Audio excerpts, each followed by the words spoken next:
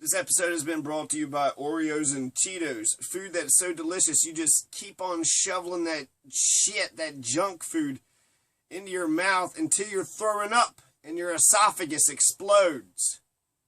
Go get your Oreos today. Get your triple stuffed Oreos today. Chocolate top, chocolate bottom, cream. Oh my God. So for this discussion about St. Patrick, let's go ahead and go through all the miracles that it is claimed that St. Patrick had performed. So St. Patrick once resurrected a horse. So the horse died, St. Patrick prays to God, and then hocus pocus, voodoo, hullabaloo, bam! The horse was alive again. This St. Patrick had tools back 1,500 years ago that would put modern medicine to shame because St. Patrick had the Lord on his side. That's all he needed, right? Oh, you got cancer? Just pray to the Lord. Get St. Patrick. He'll go ahead. What, your horse died? He'll resurrect a horse. He's not just resurrecting horses. He's resurrecting people. Over his lifetime, he resurrected 33 people. That's Patrick. He claimed that himself. He's not a hero. He's resurrected 33 human beings. I guess a horse ain't shit, right? It's easy to go ahead and resurrect a horse. People do this all the time. In fact, in Catholic tradition, you cannot become a saint unless you've had some works of miracles. You had to have a miracle. If you didn't have a miracle, then you could not consider yourself St. Patrick. A lot of these Christians want to say that Patrick's miracle was converting Ireland to Christianity. That was the miracle. So, they went ahead and made all these lies. St. Patrick found a gravesite. He digs up this dead body. He resurrects the dead body, and then he tries to convert the resurrected dead body. He brought back a giant to life. He baptized him, and then he sent him back to his grave. So he's resurrecting giants and horses. He raised his aunt's mad cow back to life. He gave sight to the blind. I mean, this guy is like Jesus on crack, right? Resurrecting giants, resurrecting mad cows, resurrecting horses, giving sight to the blind, resurrected 30 individuals, right? Brought people back to life. This is what we're celebrating. This is what you all believe. After 6 years of captivity, he heard a voice telling him he would soon go home, then that his ship was ready, fleeing his master. He traveled to a port. This is when the dates are all wrong. People don't know if St. Patrick's Day is the day that he escaped or the day that he died. So the day that he escapes from his Irish slave master, he hears a voice, right? Victor is his guardian angel, and Victor tells him, hey, just walk over to the edge of the island and find yourself a ship, and then he did. And then when they land, they're starving. They've been wandering around for about 28 days in Britain, once they sailed away from Ireland, and all the sailors have been hungry for 28 days. Guess what Patrick did? Prayed. Patrick prayed, and after 28 days of starvation, a pack of wild boars, a pack of wild pigs comes by, and they're able to kill them all and eat them all. So, Patrick's prayers can bring food. Here's a portion of some St. Patrick's story, okay? So on Easter Day, King Loghaire held a banquet at Tar as part of the pagan religious festival. On Easter Day, they're having a pagan religious festival. No shit, because all these holidays are stolen from the pagans. Patrick and the 5 companions mystified the gathering by passing through locked doors and appearing in their midst. Invited to sit near the king, Patrick was then given a drink that Lucat Moll, the chief druid, had laced with poison. Discerning the mischief, Patrick made a sign of the cross over the cup, and the beverage froze, except for the drop of poison. Everyone watched as Patrick poured it on the table. He blessed the cup again. His drink returned to normal. Upon arrival, the king summoned Patrick and demanded an explanation. We tried to poison you, but you froze the cup. You froze the poison out of the cup, right? Because that's possible. And then he pours it out and he blesses it again, right? He blesses the empty cup. And so, Loghaire wants to know what the hell happened. So Patrick, of course, quoted the gospel. When Drew Chow, a leading druid, made fun of Christian mysteries, Patrick prayed aloud that he be punished. And with that, Drochu was swooped high into the air and then dropped to his death. The warriors then attempted to capture Patrick, but he prayed that they would be scattered. A dark cloud and a whirlwind descended upon them, causing a panic in which many perished. So Patrick is using miracles to kill people. After St. Patrick took Dro Chow and then slammed him down to the ground, killing him, and then he scattered all the warriors, a dark cloud and a whirlwind descends upon them, puts them into a panic, and kills a bunch of them. The king, Longhair, cowered at this demonstration of might. In his fright, he made a pretense of acknowledging God, invited Patrick to speak about the Christian faith to his barons at Tara. Then he left slain planning to lie in wait to ambush Patrick and his associates. But when Patrick and his band passed by, however, they were invisible to Longhair and his would-be assassins. So he's got an invisibility cloak, right? He's got an invisibility ring. He can just turn himself invisible whenever he feels like. He can throw people up in the air and slam them down onto the ground. He can cause tsunamis and tornadoes just to come out of nowhere and kill his enemies. And, you know, he's resurrecting horses and dogs and cows and donkeys. And the miracle that I want to mention is that this charioteer of Patrick lost his horses one day, and it's at night. So, of course, naturally, what anybody would do, St. Patrick just put his hands out across the landscape, and the lights shone out of his hands.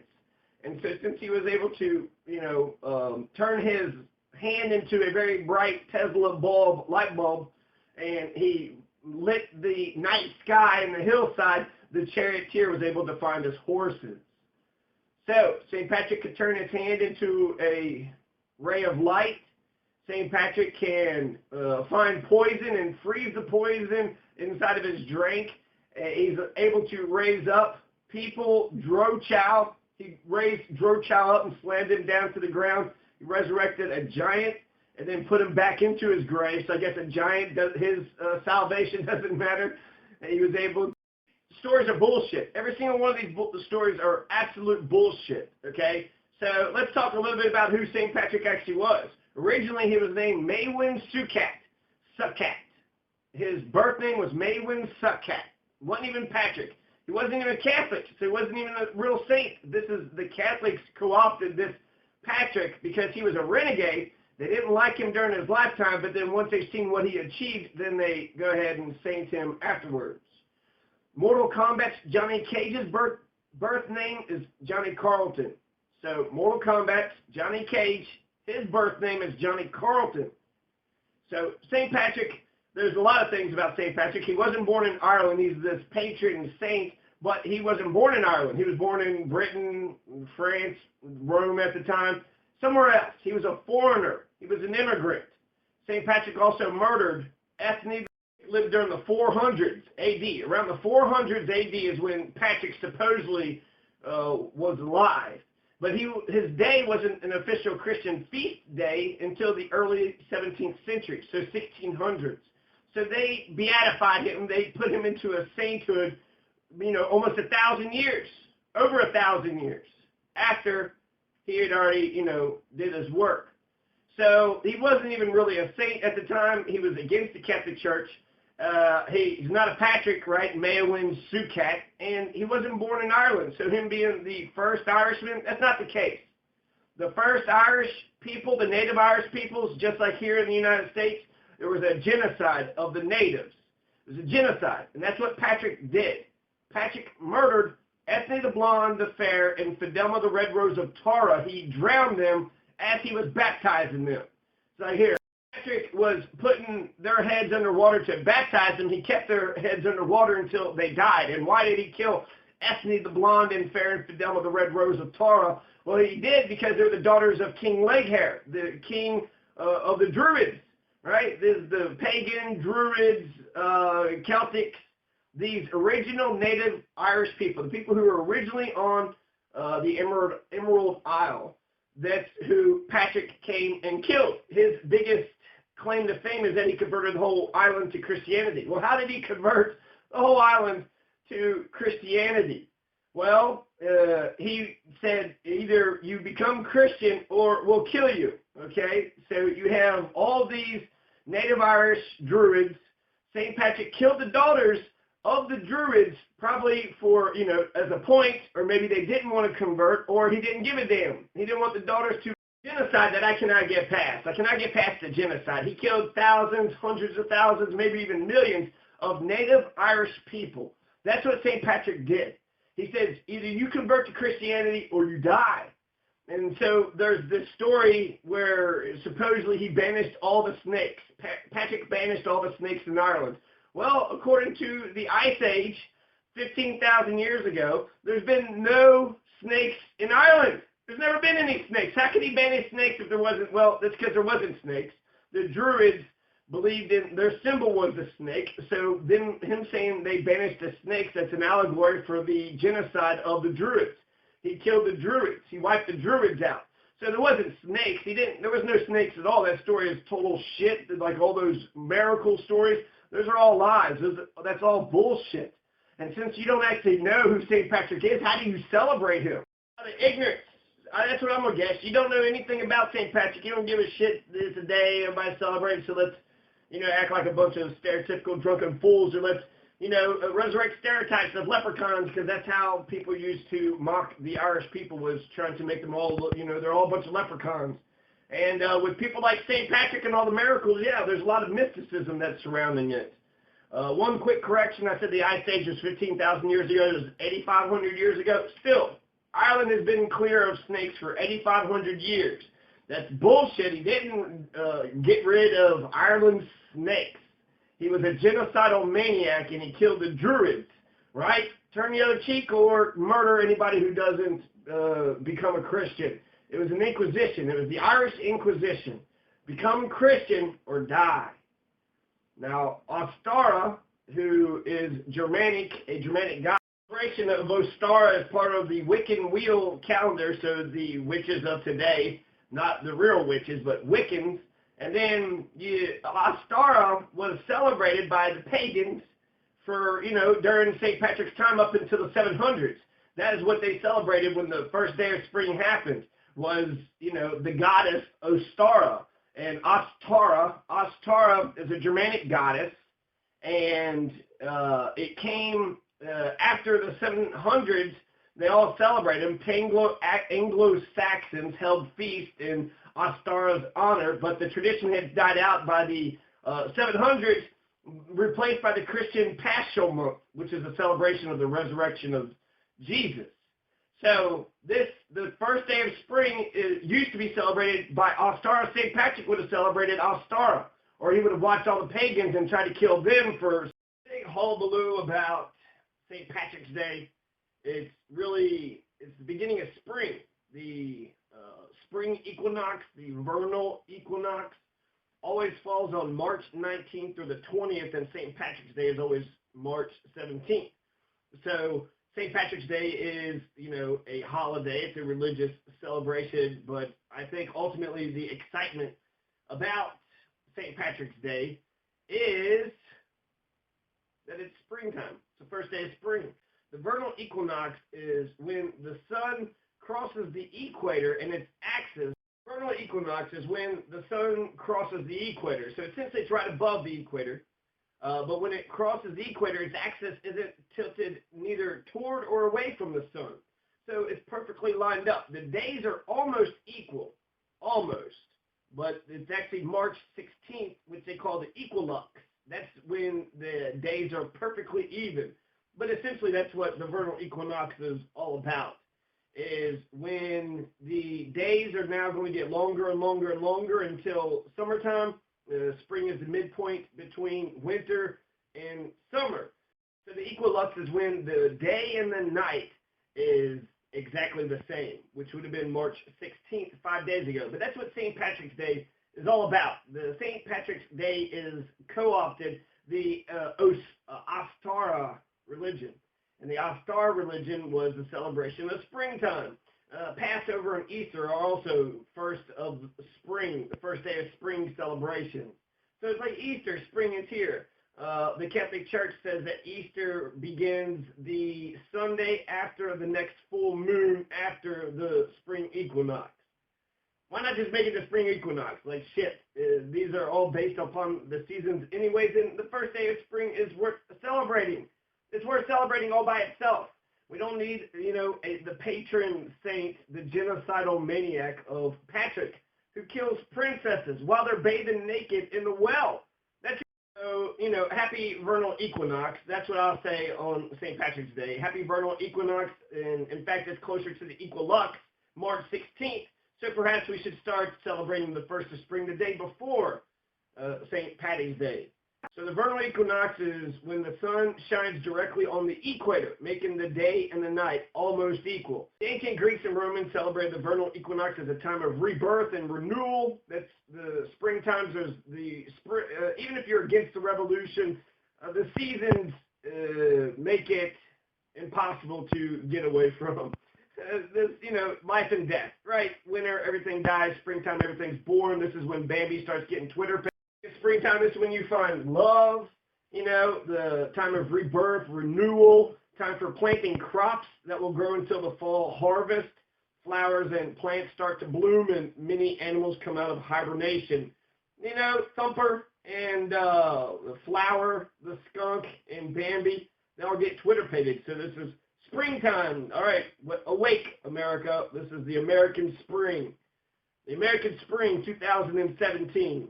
When the Earth is at a maximum tilt on the winter solstice, then you are farther away from the sun, so therefore it's colder. But during the June 22nd summer solstice, the northern hemisphere is actually more in the sun's face. Equinox usually lands on the 19th or the 20th. Sometimes it's landed on the 21st. It did in 2007, but it won't. Springtime will not begin on March 21st until 2101. So most people will be dead by the time springtime happens on March 21st. It's March 19th, March 20th, and then March 16th is when the equilux is actually when the days and the nights are perfectly equal.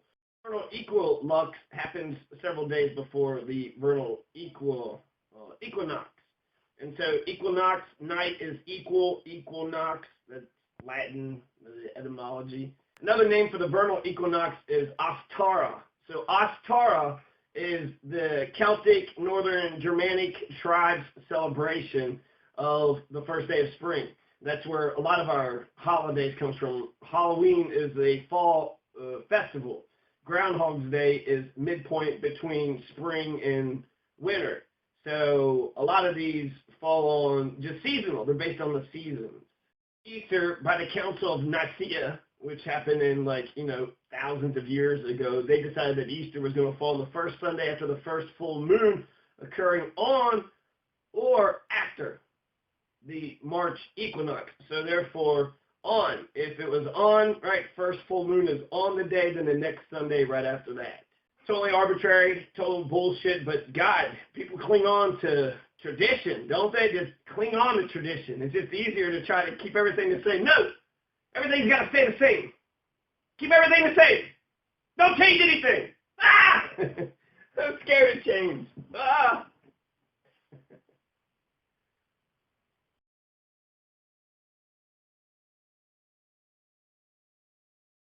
This episode has been brought to you by Welch's Mango Twist.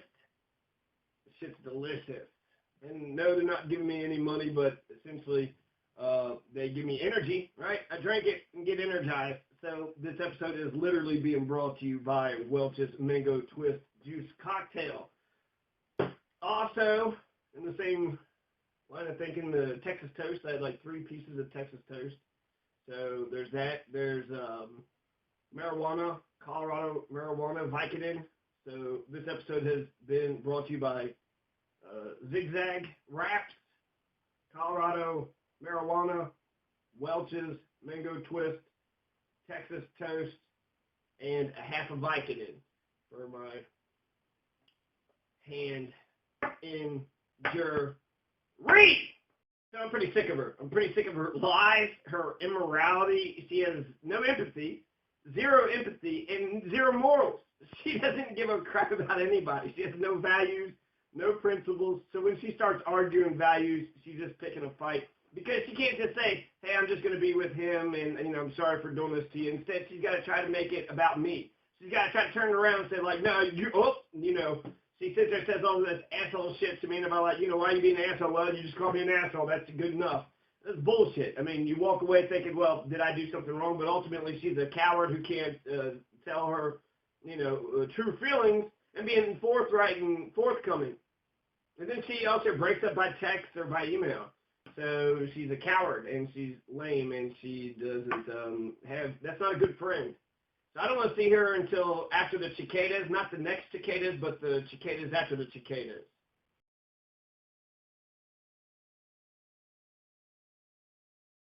So top of the morning to all you laddies and lassies, right? We're going to celebrate another stupid St. Patrick's Day. Ultimately, fuck St. Patrick's Day. Fuck St. Patrick's Day. Fuck this day. Fuck most holidays. It's based on bullshit, and it's based on a genocidal maniac. Fuck St. Patrick. St. Patrick can suck a fucking big old bag of donkey dicks. He can suck my dick. He can kiss my ass. Fuck Frank Patrick can kiss my ass. So, you know, what is St. Patrick's Day ultimately? It's here, once again, lots of non-Irish assholes proudly get to be belligerent, drunken louses, pinching folks for not wearing green, wearing leprechaun and potato, or making leprechaun jokes and potato famine jokes, getting full-on, flat-out fucked up while not knowing shit about Ireland. You get to be Irish for a day, but you don't know shit about the Irish people or Ireland. It was 2013, the cicadas came out, so I guess it's going to be 2030 until the next cicadas. Not those cicadas, but the ones after that. So it'll be, 17 years, 2030. It's already 13 more years from now. 13 more years plus 17, 30 years, okay, to my ex, and who will go unnamed because I don't want to give, same reason I wouldn't want to talk about Mein Kampf and Hitler. I don't want to give her any more power than what she deserves, which she deserves none. My ex's vagina was so stinky, her skank stank was so rank that I actually looked forward to her farts. You know about Ireland? Then what's your president? Go ahead. I'll give you 3 seconds.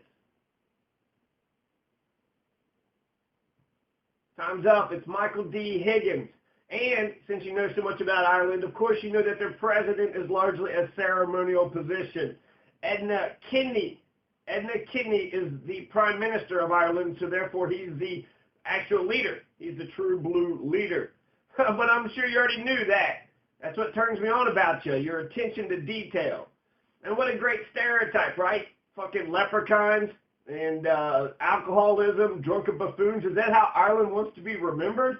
As a bunch of slobbering, intoxicated, violent fucking idiots. Leprechauns, you know, looking for their lucky charms. Ultimately, leprechaun outfits were based on derogatory 19th century caricatures of the Irish.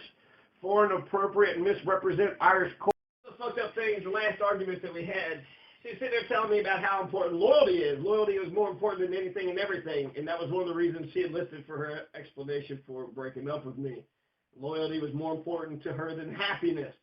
More important than happiness. She never actually talked good about happiness or love. She didn't care about chasing her dreams. She just answered to her fears. And so she didn't care about love. She didn't care about freedom. She didn't care about happiness. To her, she said loyalty is the most important thing in the world. And how did she prove her loyalty? Well, by cheating on me and fucking somebody else. I was the one who was loyal to her. I was loyal to her through and through. She was the one who cheated. So that bullshit about me not being loyal enough to her, she's projecting. And she's a hypocrite. So she wants to sit there and say, you need to be loyal to me until the day I die. And if you don't, I'm going to go fuck up this guy. Claim Irish identity and enact Irish stereotypes. Leprechauns are male fairies. Catch one and they'll tell you where their pot of gold is. So pagan, druids, Celtics, they want to bring all of them into the Roman Catholic fold on the Emerald Isle. That's why we celebrate St. Patrick, because of the genocide, because he wiped out the druids and he Christianized all the dumb fucking sheeple that was spellbound by the great Frank Patrick. So post-glacial Ireland never had any snakes, so at no point in time could Patrick have banished any snakes. There was nothing to banish. So there's never been any suggestions that snakes have been in Ireland, because they haven't. Patrick, he created over 300 churches, baptized over 120,000 people in Ireland. He worked in Ireland for over 40 years, but he died in poverty, supposedly, March 17th, 461. But that date is in question. I've also heard that March 17th is when he got kidnapped. That was the day he got kidnapped and was made to go be a slave for that Druid priest. This is St. Patrick, a quote from St. Patrick. The Lord has given me, though humble, the power of working miracles among a barbarous people, such as are not recorded to have worked by the great apostles, inasmuch as, in the name of our Lord Jesus Christ, I have raised from the dead bodies that have been buried for many years. This is the shit you're worshiping. This is the religious undertones, too. Fuck St. Patrick, man. Fuck this day. Fuck March 17th, celebrating March 17th for St. Patrick. He doesn't deserve it. Bangladesh, they celebrate Children's Day. We can celebrate children, the continuation of our species. Good. 17th, Bangladesh is celebrating Children's Day. That's a better day to celebrate than St. Patrick's Day. Evacuation Day. So this is Suffolk County, Massachusetts. That's a holiday observed on March 17th in Suffolk County, Massachusetts, which includes the cities of Boston, Chelsea, Revere, and the town of Winthrop. Also, the public schools in Somerville, Massachusetts. The holiday commemorates the evacuation of British forces from the city of Boston, following the siege of Boston early in the American Revolutionary War. So the British evacuation of Boston was George Washington's first victory of the war. So that helped out morale, right? So he'd get to own his slaves and kill all those Iroquois Indians in New York, steal their land, right? Rape all those slaves. George Washington, good man. 1766, Britain repeals the Stamp Act. 1766, the Stamp Act is repealed. So that's a good way for the people to use power in order to get what they want. 1970 was the My Lai massacre. That it didn't happen on this day, but on this day, the United States Army charged 14 officers with suppressing information related to the My Lai massacre. So that's great, right? 14 officers are being charged with a crime. You can't go around killing babies and, innocent civilians. That's terrorism. And so on this day in 1970, March 17th, the United States Army charged 14 officers with suppressing information related to the My Lai massacre. Dred Scott was born on this day in 1799. Dred Scott, which was a stain on the Supreme Court. The Dred Scott decision said that black people were property even if they ran to a free state. Dred celebrating the war criminals being charged with crimes, celebrating the birth of Dred Scott. He was just a man who got caught up in white people's bullshit, and he's famous now. He's got a Supreme Court decision based upon his name. He ran to a free state with his wife and his 2 kids. He lived there for about 4 years. And then when somebody said, no, you're black and you were, owned by somebody else, so you need to. So even though he was in a free state, eventually they said that he was property, and black people couldn't even put forth a petition to the Supreme Court. They weren't even allowed to do it, so the entire case was thrown out. And it was meant to settle race relations, in 1857, but it actually turned out to be one of the causes of the Civil War. The Dred Scott decision, further and drew cultural lines between the North and the South when it came to slavery. The Dred Scott decision was wrong. Poor serial killer John Wayne Gacy, a serial killer. All serial killers are psychopaths, but not all psychopaths are serial killers. But he was born on this day, March 17, 1942. John Wayne Gacy is the killer clown from Chicago. He killed 33 human beings. He killed 33 people as a serial killer. John Wayne Gacy, one of the most popular ones, right? Killer clown from Chicago, 1942, so he'd be what, 70-something years old now, right? Oh, nice old man. Respect your elders. Yeah, fuck you. Fuck John Wayne Gacy. But compare John Wayne Gacy to St. Patrick. St. Patrick killed thousands, if not millions. St. Patrick puts John Wayne Gacy to shame in terms of body count, in terms of murdering and bloodshed. If you're going to be logical, if you're going to make sense, fuck it. Why not just celebrate John Wayne Gacy? He killed a lot less people. He wasn't a genocidal maniac. He wasn't a mini Hitler like Patrick was. He killed the native Irish. He's supposed to be the patron saint. He killed the Irish people. He murdered them. in the name of Christianity, in the name of turn the other cheek and be a pacifist. Either be a Christian or die. You know, that's St. Patrick's warm fucking, offering to the Irish people. When it comes to his miracles, there's some more. He stopped a flood, right? Where's Patrick at when Noah needed him? He could stop floods. He created warm fires. There was a herd of pigs that appeared before the sailors, but that was 28 days later. Why would Patrick allow the sailors to starve for about a month? And then he's healed and brought back several mad cows. I don't know if he, cured their madness or not, but they're, alive again. So he resurrected mad cows. Now we got, mad cow disease can be spread all throughout the land. Another incident, Patrick brought his foster father back to life. Father back to life after a sudden collapse. His sister slipped and fell and received a death blow to the head. And all Patrick had to do was make the sign of cross across her forehead, and she awoke. And from then on bore that white cross on her forehead. So she just kept, he did a white cross on her forehead. Now she's branded for life. So, these are such stupid-ass fucking miracles. He's a great street magician if any of that shit actually happened, but I think it's probably bullshit, posthumously added, or maybe just to appeal to, make his allure even greater. Oh, wow, there's the man who brings people back from the dead. People are stupid in the 400s, so they would believe this stupid shit, but we're smarter today. I don't believe any of this. I mean, he brought back... he created light out of his hands, resurrected cows and horses, and he stopped the flood. He's a better magician than Jesus. He was a great magician, but St. Patrick just did not compare to the, St. Patrick was such a better magician. It's essentially, it's like David Blaine versus some kid at a party, right?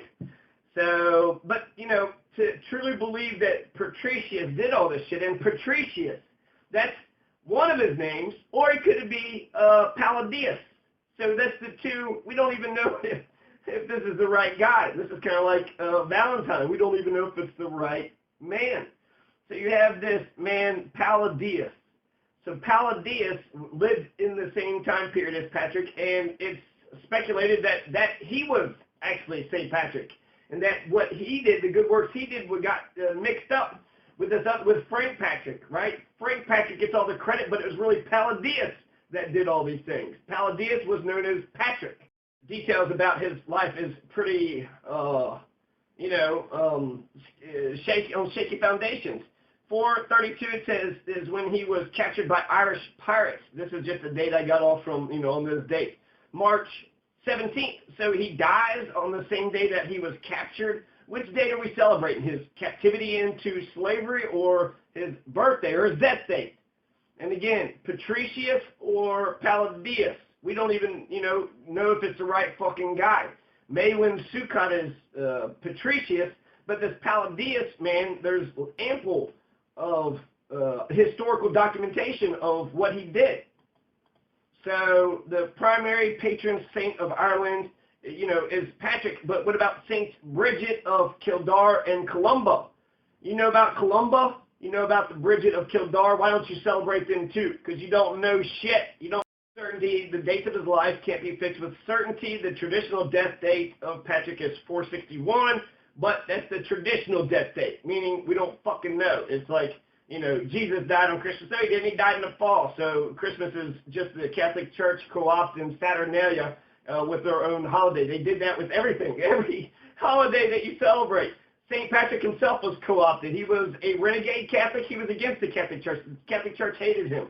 And then once he converted Ireland to Christianity, and then, 1,000 years later, the Catholic Church beatifies him into a fucking saint or whatever. So they accept him in the sainthood. But he had to prove that he could do a bunch of miracles, which, of course, he's the greatest fucking magician in the 400s. And so there's two Latin works that survive, which are generally accepted as having been written by St. Patrick. These are the Declaration and the Letter to the Soldiers of Coroticus. And it's two books, the Declaration and the Letter to the Soldiers of Coroticus. That's where we get most of the details of Frank Patrick's life. The Letter to Coroticus implies that the Franks were still pagans at the time of the writing. Their conversion to Christianity is dated to the period 496 to 508. A fun little factoid there. The Declaration is more biographical. The two, in it, Patrick gives a short account of his life and his mission. Many of the traditions later on, however, attached to Frank Patrick, say, taint Frank Patrick, actually concerned the aforementioned Palladius, who Prosper of Aquitane's Chronicle says was sent by Pope Celestine I as the first bishop to Irish Christians in 431. 431. This is when they said that he arrived in Ireland. It was 432. So 1 year after Palladius, or maybe Palladius and Patrick, says that Patrick arrives in Ireland in 432, but Palladius had arrived there 1 year earlier, 431. They're compiled later on in the 500s. The date 432 is probably chosen to minimize the contribution of Palladius, who was sent to Ireland in 431, maximize that of Patrick, or to eliminate Palladius altogether. A variety of dates are given for his death. In 457, the elder Patrick is said to have died. The elder Patrick. Which one is the elder Patrick? Palladius or Patricius? So this may refer to the death of Palladius, who, according to the Book of Armagh, was also called Patrick. Letter of Columbanus to Pope Boniface the Fourth of about 613. Columbanus writes that Ireland's Christianity was first handed to us by you, the successors of the holy apostles, apparently referring to Palladius only and not to Patrick. So Columbanus writes to Pope Boniface IV saying, thank you, Palladius, for giving Ireland to us and converting everybody in Ireland to Christians. So is Palladius another man, and they were just, in the same time period? These two Patricks were in the same time period, or were they the same man? And for some reason, the stories needed to be separated. He was a deflector of the Catholic Church. He was not a Catholic when he was in Ireland. He was on his own auspices, so he was a Patricius, I guess, a Patrickist. So ultimately, I think it's the whole celebration it's the beginning of spring, and springtime is wonderful, and I think it's a good thing. I also think that we should celebrate the Irish heritage. The culture and heritage of Irish should be celebrated. This is no way to demean any of the Irish. I think we should keep that and celebrate the Germans and the Italians and all the immigrants. Fuck that electoral college bullshit.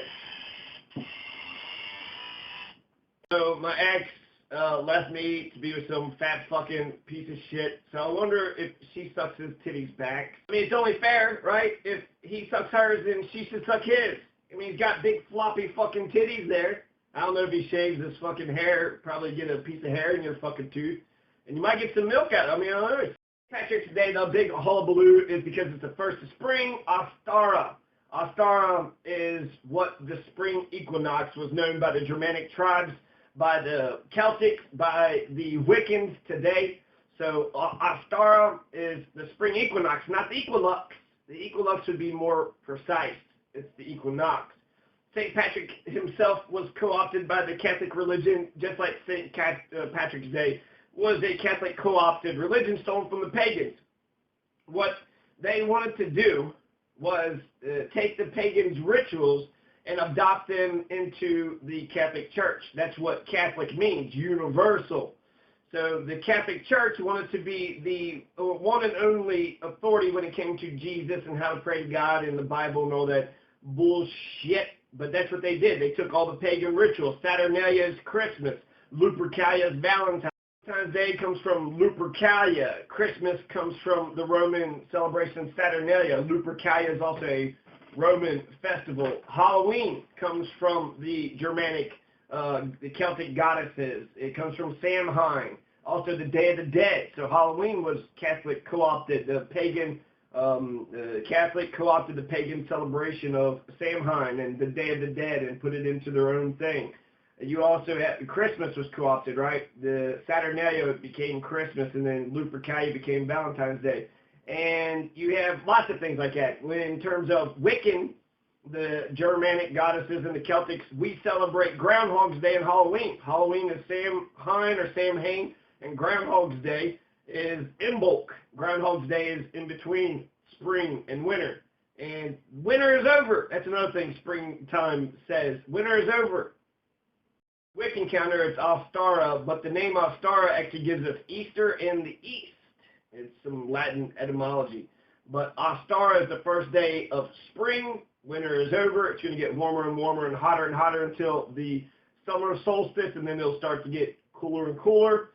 So that's exciting, right? That's exciting times. It's springtime. It's time to get all Twitter-pated and see what the hell is going on around you. Ostara was also associated with hares, rabbits, and eggs. So that's where the English Germanic Easter custom comes from. Celebrating Jesus resurrected with a big bunny rabbit hiding eggs. Everybody acts like a bunch of drunken buffoons, so people are just making it up as they go along. But there is a big St. Patrick's Day parade in New York City, and it first started in 1762. It was held to honor St. Patrick. Not in Ireland. The first parade was in the United States in New York City. March 17th, 1762, Irish soldiers serving in the English military marched through New York City. So, Irish soldiers serving in the English military. So they were against us? They were English. I guess they were British at the time, but we were British at one point. Along with their music, the parade helped connect the soldiers with their Irish roots, as well as their fellow Irishmen serving in the English army. So, yeah, a bunch of British. This is a fucking British tradition. The British are the ones that started this. I thought we got rid of the goddamn British, right? The Irish were fighting for the British. I know it was like the French and Indian War, but still. The parade gets bigger. Several New York Irish Aid Societies unite the parades to form one official New York City St. Patrick's Day parade. Today, that parade is the world's oldest civilian parade and the largest in the United States. So that's the tradition, right? Having this big parade, a lot of gay people on gay floats and stuff, they had to fight in order to get into it, so that was like a big deal. The parade is the world's oldest civilian parade, over 150,000 participants, nearly 3 million people line the 1.5-mile parade route to watch the procession, which takes more than 5 hours. So it's a big parade, right? Boston, Chicago, Philadelphia, and Savannah also celebrate the parades, which have about 10 to 20,000 participants apiece. So that's something, right? I think the parade's a good idea, right? Everybody getting together, but why not get together for like all of us being the nation of immigrants? Let's just be Immigrant Day. We all celebrate. Get the misnomer that I'm actually like anti-Irish. I'm very much pro-Irish. I think the Irish have added a lot to our culture. So here's some things about Ireland. Let's actually celebrate Ireland on St. Patrick's Day. Ireland is actually the 20th largest island in the world. The 20th largest. That's, pretty remarkable. Out of all the islands, it's the 20th largest. Ireland has an ancient industry based on peat, locally known as turf. It's a source of energy for home fires. It's a form of biomass energy. The source of heat is widely used today in rural areas. The Republic of Ireland is a parliamentary democracy based on the British model. It's got a written constitution, so they're actually better than the British because they don't even have a written constitution, right, or a Bill of Rights. They have a popularly elected president, but he only has ceremonial. The government is headed by a prime minister. The prime minister was appointed by the president on the nomination of the lower house of parliament. Members of the government are chosen from both the lower house and the upper house of parliament.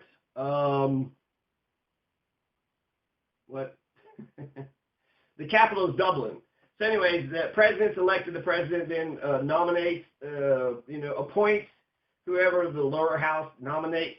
So it's like a city manager. It's almost like here's the public face, but then here's the guy who actually runs things. It's like your pit bull, your bureaucratic sort of tiger. Dublin is the capital of Ireland. The Republic today ranks amongst the wealthiest countries in the world in terms of GDP per capita. In 2015, it was ranked the 6th most developed nation in the world by the United Nations Human Development Index. Ireland today is politically divided between the Republic of Ireland, officially named Ireland. That's the real Ireland, and that covers 5/6 of the island. But 1/6 of the island, Northern Ireland, is actually part of the United Kingdom. They're the first colony of the UK. And apparently they love their oppressors. They love their oppressors too. So 6.4 million is how many Ireland has in the entire island.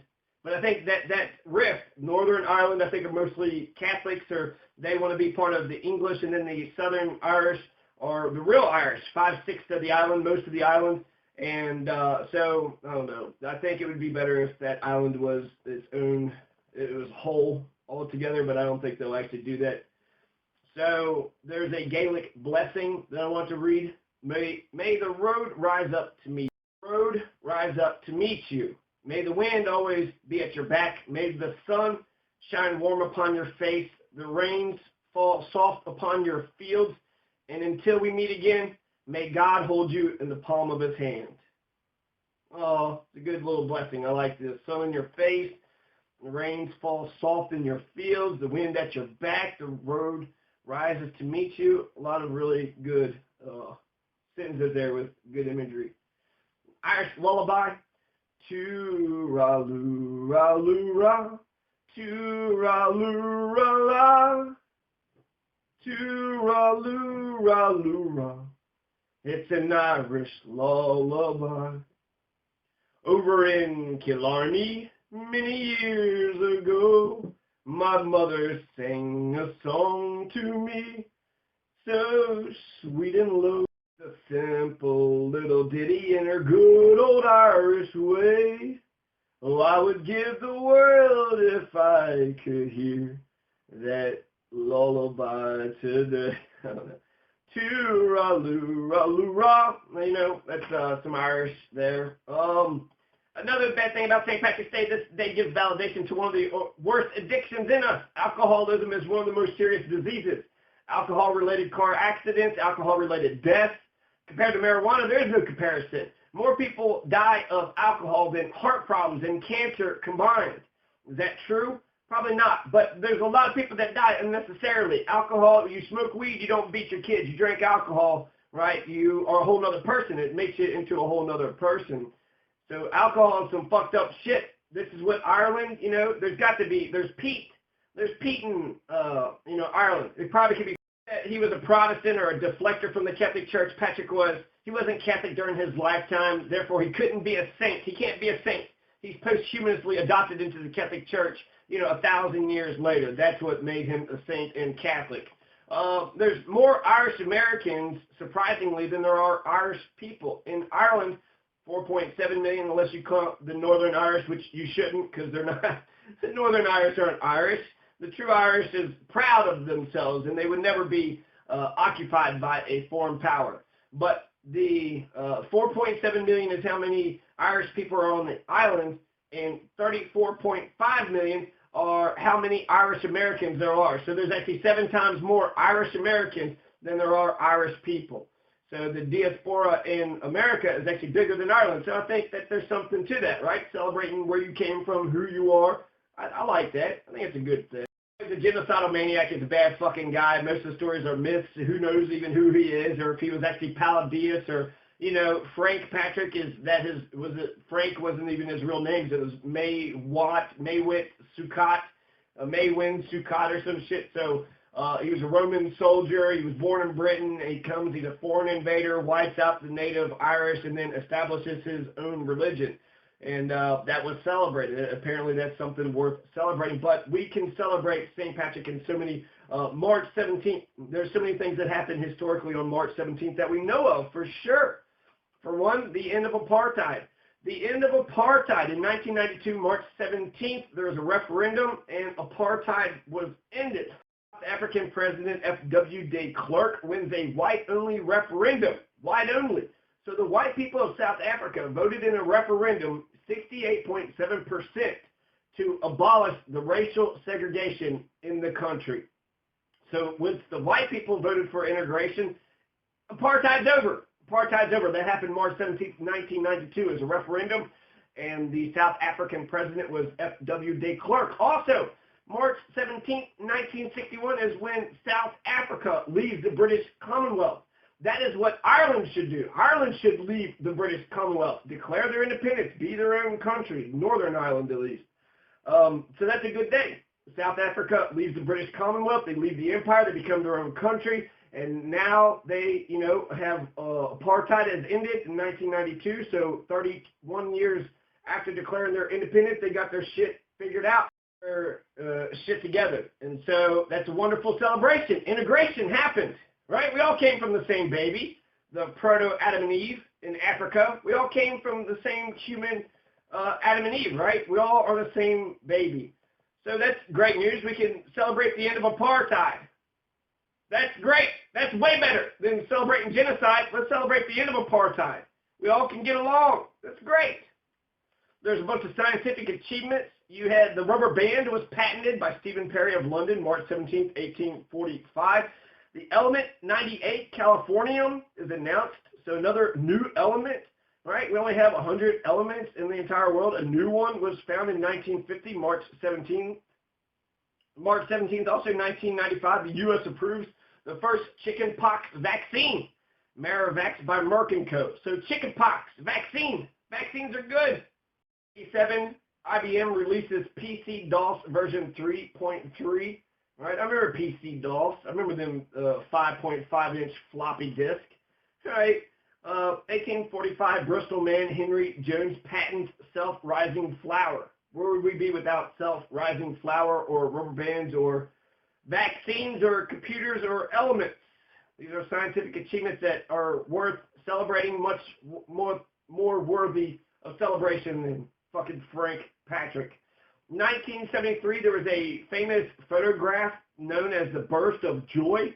Photographer Slava Viter was awarded the Pulitzer Prize for the image depicting a former U.S. prisoner of war being reunited with his family. That came to symbolize the end of the Vietnam War. He was a prisoner of war, came by, reunited with his family. It's how precious moments are, and you should capture.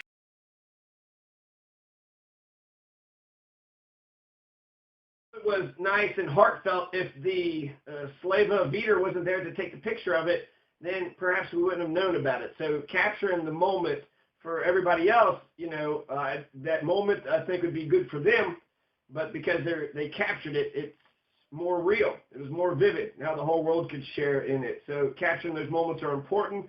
You had 1908, the quickest world heavyweight title fight ever. Burns KOs Roche in 88 seconds. You want to end a fight? Knock him out in 88 seconds, right? That's the best way to stop a fight, knock the other guy out just as quick as possible.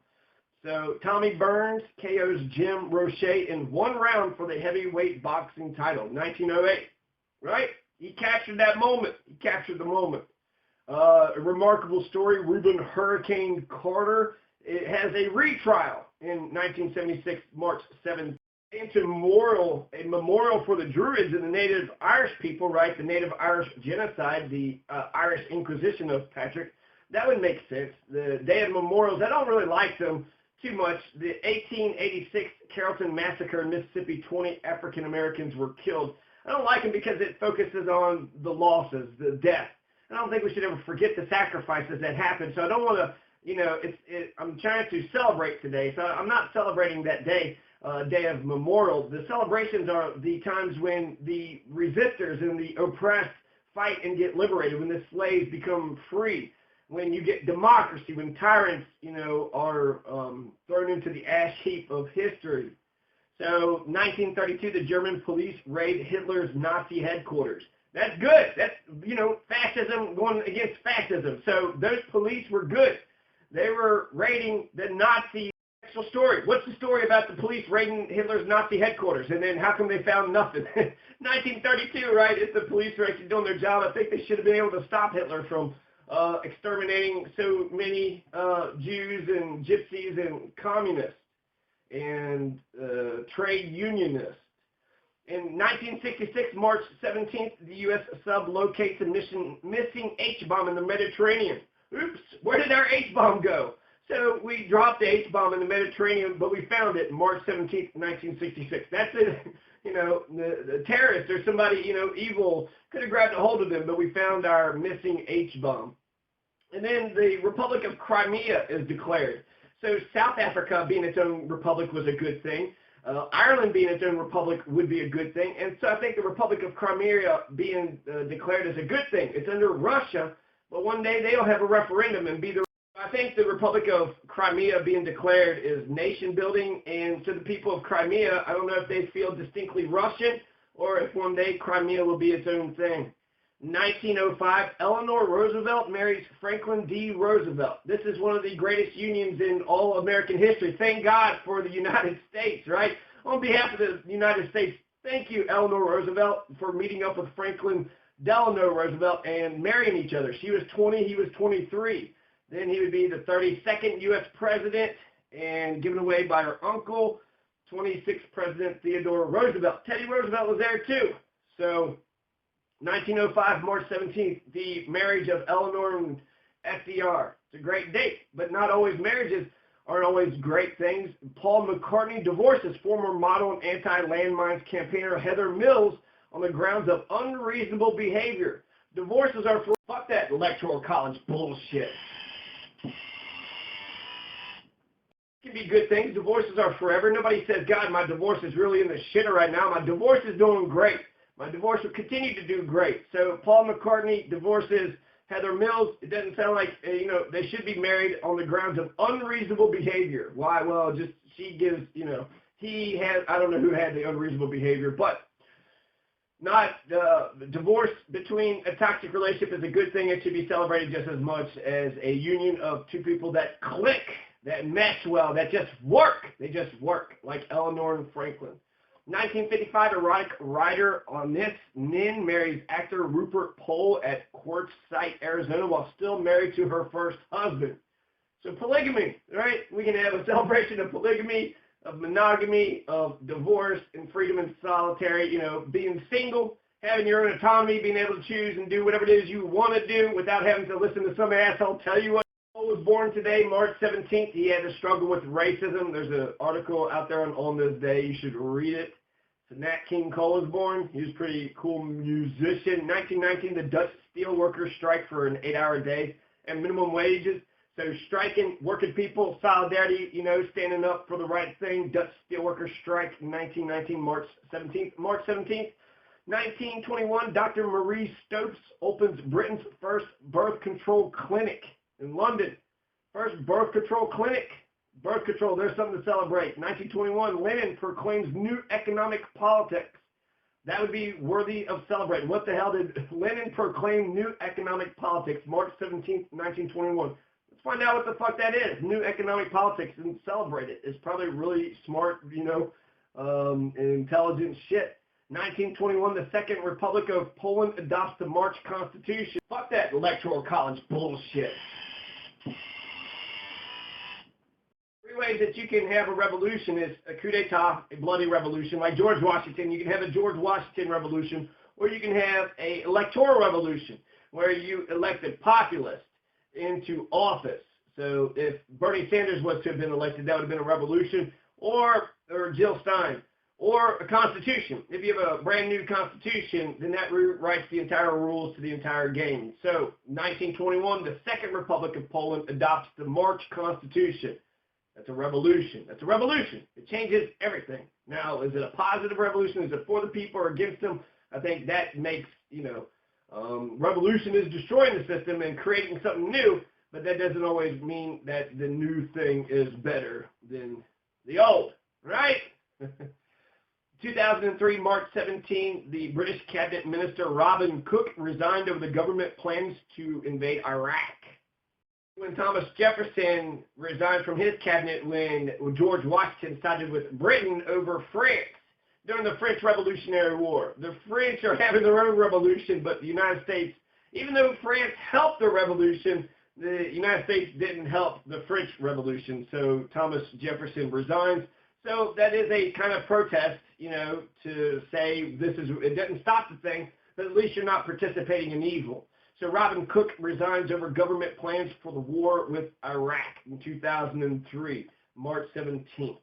So those are some other days that would be much more worthy of celebration than this, fucking religious, genocidal fucking lie, this myth, this bullshit of the, fucking whatever, Frank Patrick. I do like how Frank Patrick went and got his slave owner, Milchow, back, right? Milchow was the one who had actually been Patrick, the story of St. Patrick is he's 16, he goes to Ireland, he's a slave for 6 years, goes back, becomes Catholic, goes back, and then changes everybody to Christians. I'm sure the story is much more complicated than that, but ultimately, he's not religious, he gets kidnapped, and he goes to Ireland, and he has to endure the druid Milchow. So Milchow is his master, is his Lord and Savior, telling him what to do, very paternalistic, do this, do that, but I love you. But Milchow, put Patrick into slavery for 6 years until eventually you had Victor, his guardian angel. Victor tells Patrick that he needs to leave and there's a ship waiting for him. Victor was very knowledgeable, knew a lot of shit. I don't know how often he talked to Victor or how often he talked to Jehovah, but he's got a lot of imaginary friends, right? But I like how eventually Patrick goes back and they burn the house down, or Milchow burns himself in the house when he sees. Eventually, Milchow is being confronted by Patrick. Milchow is a slave master. Patrick leaves, comes back. Now he's got this big-ass army, and he's descended upon Milchow. And Milchow either, this story sounds crazy, but it's what's written down, but they said that Milchow lights his own house on fire, and he burns himself up in the house, therefore committing suicide. He was so terrified of Patrick and his men enacting revenge that he just kills himself. He did the honorable thing, right? And he lit himself on fire like one of those Buddhist monks during the Vietnam War. Lighting yourself on fire, that's how you're going to go out, right? I don't know. Back in the old days, right? Did you have guns? Can you just slit your throat and just bleed out? I mean, I guess that would be pretty bad. All dying would be bad, but setting yourself on fire, that might be the worst way to go. So I think Patrick actually killed him. I think Patrick came back and killed him, but I don't know. I like how he confronted him, and he was a slave master and oppressor. Limits of tyrants are the limits of the oppressed. When the oppressed says enough is enough, then the tyrant backs the fuck up. The tyrant has nothing else to say. Enough is enough. So a lot of times the mind of the oppressed is the most potent weapon for the oppressor, because if the oppressed feel like they are worthless and powerless and they need big fucking daddy or mommy or who the fuck ever in order to survive, then they will always, doubt themselves. They'll always be two different people. They'll think of themselves as the oppressor thinks of them, and they'll have their own identity. And so I think oppression needs to be met with violence. It needs to be met with words or violence. Stop oppressing me, or, back the fuck up. I don't want to be oppressed. I don't know who does want to be oppressed. I think the Civil War was justification. Slavery was bullshit. Should you go to war over slavery? Yes. Yes, you color green. Marijuana is green. Money is green. The grass is green. Spring is green. And so I like the green, symbolism, the green theme. The green theme for Patrick's Day is awesome. It's amazing. The Green Party. The Green Party. 2020, vote Green Party. Who for president? Be part of the Green Party. Go to your local Green Party, clubs. I need to go to my local Green Party club.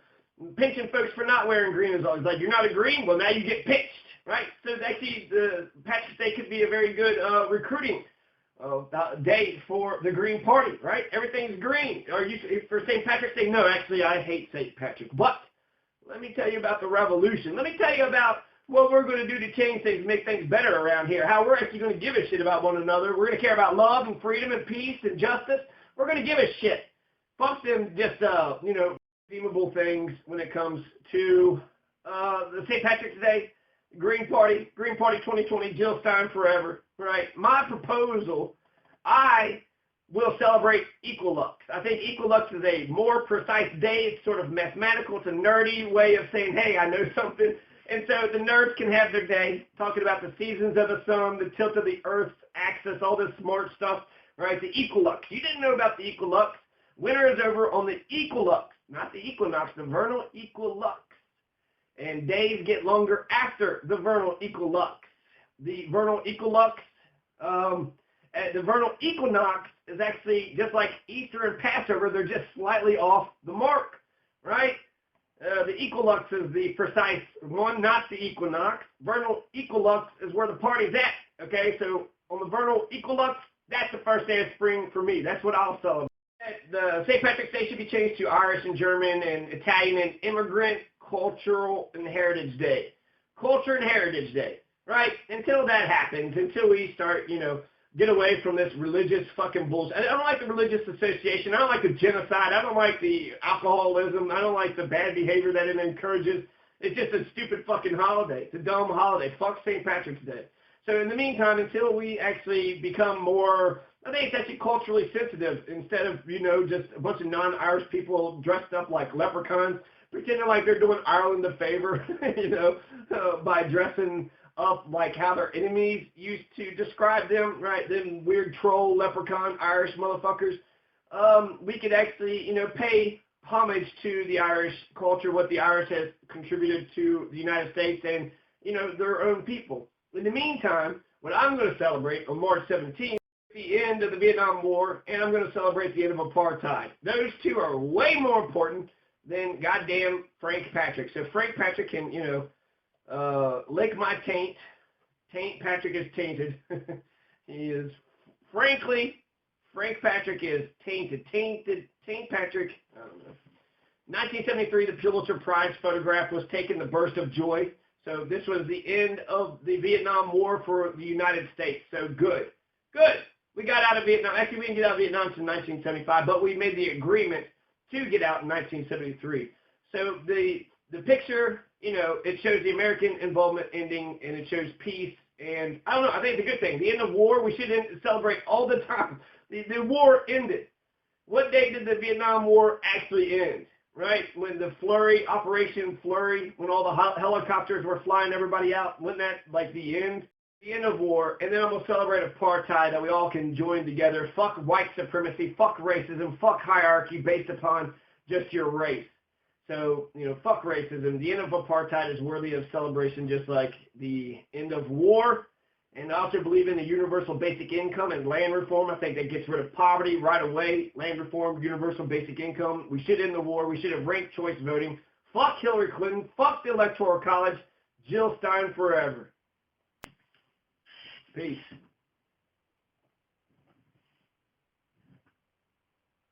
So Patrick genocides all the native Irish. All the native Irish people are dead. So let's sing this Irish lullaby song in memoriam to the native Irish people. Over in Killarney, many years ago, my mother sang a song to me in tones so sweet and low, just a simple little ditty in her good old Irish way. And I'd give the world if she could sing that song to me this day.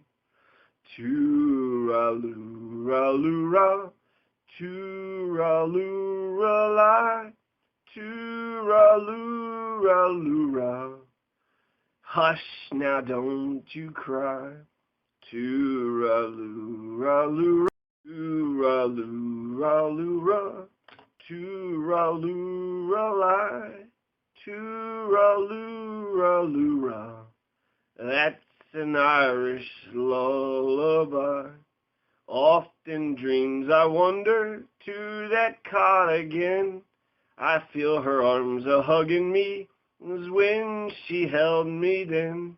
And I hear her voice a-humming to me as in days of yore, when she used to rock me fast asleep outside the cabin door. Tooraloo-ra-loo-ra, tooraloo-ra-lie, tooraloo-ra-loo-ra. Hush, now don't you cry.